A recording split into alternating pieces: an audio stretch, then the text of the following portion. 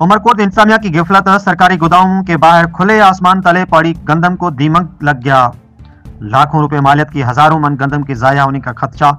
Deputy commissioner Umarkot ने लालमी और लातलकी का इजहार कर दिया।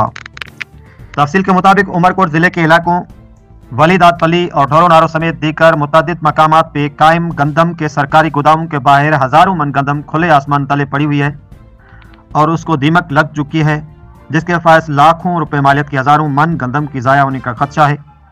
मस्कुरा गंदम गुज़श्ता साल सरकारी सतह पे 4,000 रुपए फी 40 किलोग्राम के हिसाब से खरीद की गई थी। ताल खुले आसमान तले पड़ी है और इंतजामिया ने मुबीना तौर पर गिफलत का मुजाहरा करते हुए इस गंदम को महफूज बनाने के लिए कोई इकदाम नहीं उठाए, जिसकी वजह से गंदम जाया हो रही है। काश्तकारों के मुताबिक रवां साल ओपन मार्केट में कीमत कम होने की वजह उन्होंने अपनी निजी जरूरत के मुताबिक गंदम काश्त की है। पैदावार कम होने और रीलिंग मार्केटिंग की वजह से गंदम का बहरान पैदा होने का खदशा है, जबकि मुमकिन बहरान से बचने के लिए हुकूमत ने ताल कोई पॉलिसी वाज़ेह नहीं की।